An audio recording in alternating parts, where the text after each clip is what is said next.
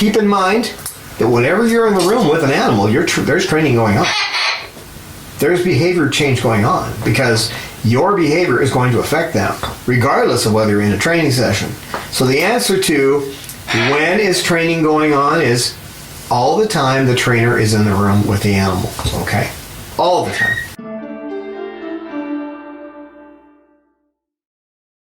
And one of the things that when I first started taking the course, and Brad, who's one of our board members, he's an Aussie.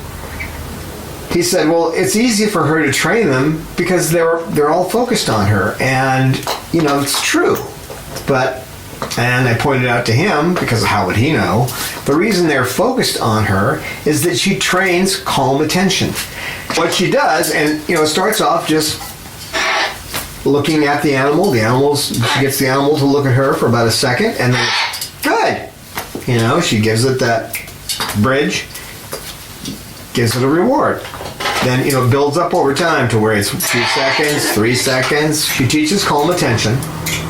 And so that's their default position. If they're in a training session and there's nothing happening at that very moment, they'll be watching her.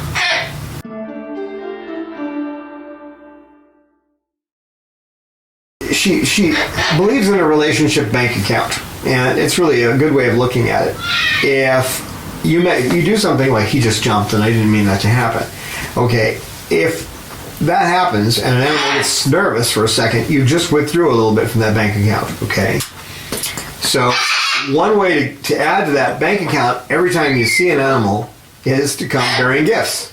So I do that a lot without even realizing it. I come to their cages with something for them, that kind of thing. So most of the time I'm bearing some kind of gift. Even if it's only talking to them sweetly, they like to be talked to. You know, some animals may not matter, but for these guys it does, of course.